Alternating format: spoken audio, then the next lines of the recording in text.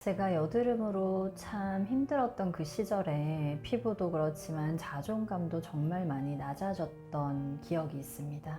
그때 이 자존감을 잘 회복시키기 위해서 이 자존감 수업이라는 책을 열심히 읽고 도움을 많이 받았었는데요.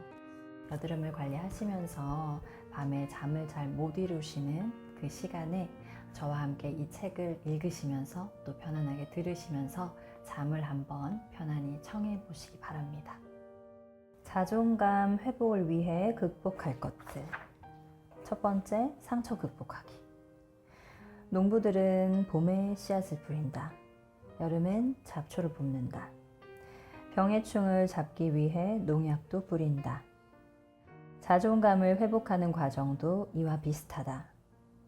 우리는 자존감이라는 열매를 수확하기 위해 이 책을 읽고 있다. 앞서 한 일들은 봄과 여름에 해당하는 과정이었다. 자존감이 무엇인지 알고 자신을 존중하고 사랑하는 게 어떤 것인지 파악하는 작업이 봄의 일이다. 그리고 여름이 되어서 방해물을 제거하는 작업을 했다. 자연에서는 나쁜 것만 제거해 주어도 결실을 거둔다. 벼는 쭉정이만 걸러주면 알아서 여물고 새는 자기가 알아서 껍질을 깨고 세상에 나온다. 자존감도 어느 정도는 이런 이치를 따른다.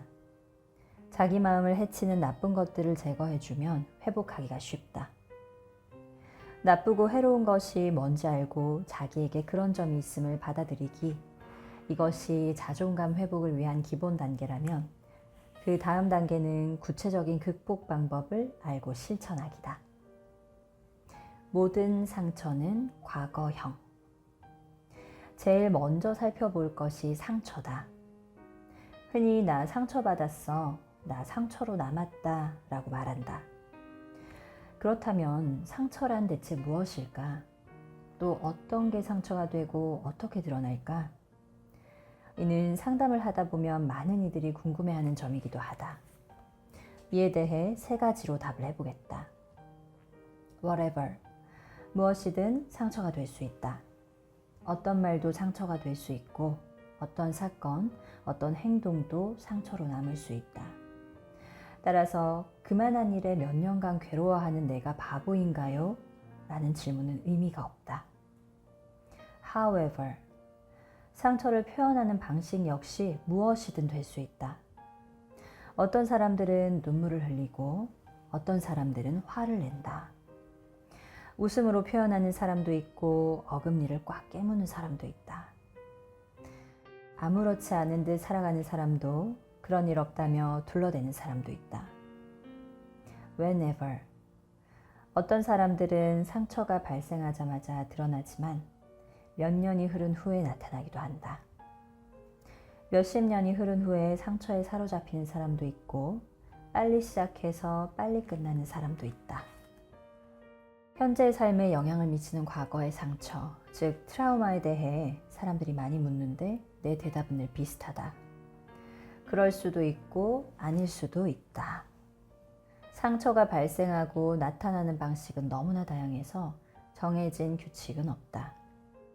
하지만 중요한 공통점이 있다. 모든 트라우마는 과거에 일어난 일이라는 것. 마치 커다란 개구리 사진 같다고 생각하면 된다. 커다란 개구리 사진을 어린아이들에게 보여주면 다들 무서워하며 뒤로 물러나거나 울음을 터뜨린다. 하지만 사진은 그 자체로 절대 우리를 해칠 수 없다. 단지 그 개구리 사진에 겁을 먹은 순간엔 괜찮다는 말이 와닿지 않을 뿐이다. 트라우마가 불러온 결과. 미국 드라마 엘 워드의 등장인물 가운데 제니라는 여성이 있다. 처음에 그녀는 남자친구와 결혼을 앞둔 평범한 캐릭터로 나온다. 그러다 어느 순간 커피숍 여사장과 충동적으로 사랑에 빠져들더니 그 뒤로 극단적이고 자기 파괴적인 모습을 보인다. 친구들을 이간질하고 상처 주고 자해 행동을 한다. 이런 그녀에게 한국 시청자들은 똘 제인이라는 별명을 붙인다. 어디로 튈지 모르는 활화산 같은 캐릭터란 뜻이다. 사실 제니에게는 이런 어린 시절 성추행을 당한 상처가 있다. 부모는 어린 제니를 보호해주지 않았고 그 사건을 은폐했다. 게다가 모든 잘못을 제니 탓으로 돌렸다. 이 과정에서 제니는 또 상처를 받았고 아픔을 아는 제니는 그대로 살아왔다. 제니는 작가를 꿈꾸며 끊임없이 글을 쓰고 평범한 남자와 사랑도 받지만 암울한 기억에서 벗어나지 못한다. 문란한 성생활에 빠지면서까지 과거를 잊어보려 하지만 좀채 쉽지 않다. 결국 그녀는 스트릿바를 찾아가 댄서가 된다. 취한 눈을 번뜩이며 환호하는 남자들 앞에서 쇼를 한다. 그런 제니에게 친구가 묻는다. 넌 어릴 때 그런 일도 겪었으면서 대체 왜 여기서 이런 일을 하고 있는 거야? 제니가 답한다. 여기선 내가 멈추고 싶을 때 멈출 수 있어. 내가 보여주고 싶은 만큼만 보여주고 정지하고 싶은 곳에서 정지할 수 있어. 그걸 느끼는 게 좋아. 내 마음의 급소는 무엇일까? 마음에 받은 상처는 종종 흔적을 남긴다. 시간이 약이라고 하지만 덜 아문 자리가 불쑥불쑥 아픔을 준다. 잊을만 하면 자꾸 그 일이 떠올라 괴롭다. 겉은 아무렇지만 속은 골마 있어서 갈수록 더 아픈 경우도 있다. 제니의 상처는 성추행이라는 사건이다. 지나간 일이지만 고통은 현재 진행형이다. 아물지 않은 상처가 자꾸 덧나고 고통을 준다. 건드렸을 때 유독 큰 고통을 느끼는 부분, 이를 마음의 급소라고 한다. 제니에게 마음의 급소는 내 마음대로 할 수 없음이다. 추행하는 상대를 힘으로 제어할 수 없었고 빠져나갈 수도 없었던 게 큰 충격으로 남았다. 사건을 수습하는 과정에서도 부모의 행동에 반대할 수도 없고 그저 하라는 대로 따를 수밖에 없었다. 사람들에게는 저마다 마음의 급소가 있고 이는 과거에 경험한 상처와 연관되어 있다. 형제 간의 차별이 상처로 남은 사람들에게는 경쟁을 해야 하는 상황이 급소다. 억울한 누명을 쓴 트라우마가 있는 사람은 조금이라도 억울한 상황이 되면 급소로 작용한다. 사람마다 작용하는 급소가 다르다. 급소를 보호하는 방어 기제. 상처받은 사람들은 급소를 어떻게 방어할지 고민하게 된다. 그래서 방어 방법을 개발한다. 의식적으로 개발하기도 하지만 대개는 자기도 모르는 사이에 방어 방법을 개발한다. 이런 방어 방법, 즉 마음의 급소가 노출되지 않고 아픔으로 이어지지 않게 보호하는 방식을 방어 기제라고 부른다. 심리학자들은 다양한 방어 기제가 있다고 밝혔다. 이솝우화에 나오는 여우와 신포도 얘기는 합리화라는 방어 기제의 대표적인 예로 통한다. 포도가 쉬어서 안 먹는 거라며 자기를 합리화하는 것. 이것이 여우의 방어 기제다. 사람들은 자신만의 방어 기제를 사용한다. 한 사람이 방어 기제를 여러 사용하기도 하고 한 사건에 대해 여러 방법을 쓰기도 한다. 방어 기제는 그 사람 인생에서 상당히 중요하다. 어떤 방어 기제를 사용하느냐에 따라 인격이나 성격이 결정된다고 주장하는 사람들도 있다. 미숙한 방어 대 성숙한 방어. 급소를 보호하기 위한 방어 기제가 자신이나 타인에게 오히려 해를 끼치는 경우가 있다. 이를 미숙한 방어 기제라고 부른다. 앞서 예로 든 드라마에서 제니는 마음대로 할 수 없다는 생각에서 자유로워지고 싶어 방어 기제를 발동한다. 그런데 그 방식이 자해, 알코올 의존, 문란한 성생활 등이었다. 이런 행동은 그 순간에는 위안을 주는 듯 보인다. 하지만 결국 후회를 낳고 악영향을 끼친다. 미숙한 방어 기제에는 이 밖에도 여러 가지가 있다.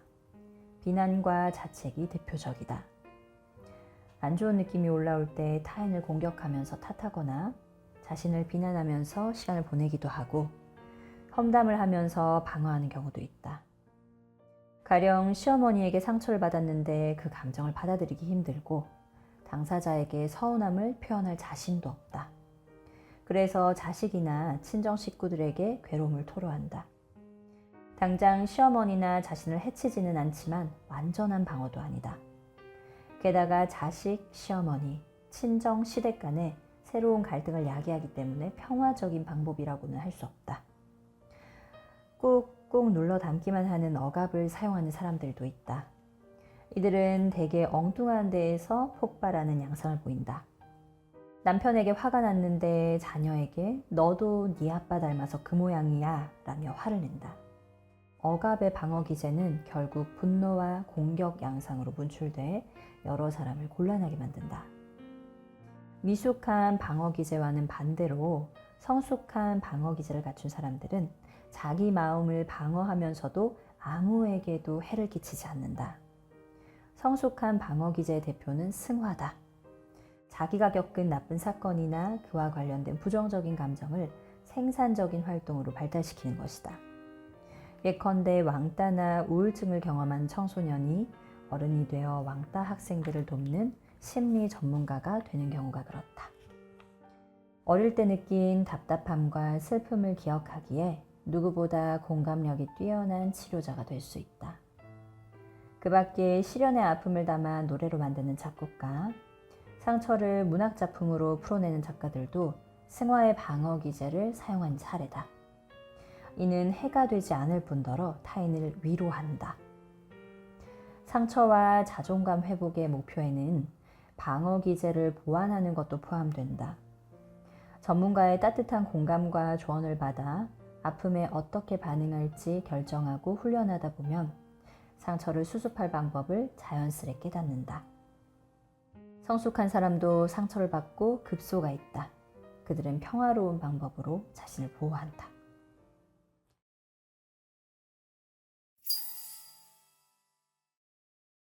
오늘은 자존감 수업이라는 책을 함께 읽어봤는데요. 여러분 편안한 밤 보내시고 다음에도 귀감이 될 만한 그리고 마음을 따뜻하게 감싸드릴 만한 좋은 책을 읽어드리는 시간을 마련해 보도록 하겠습니다.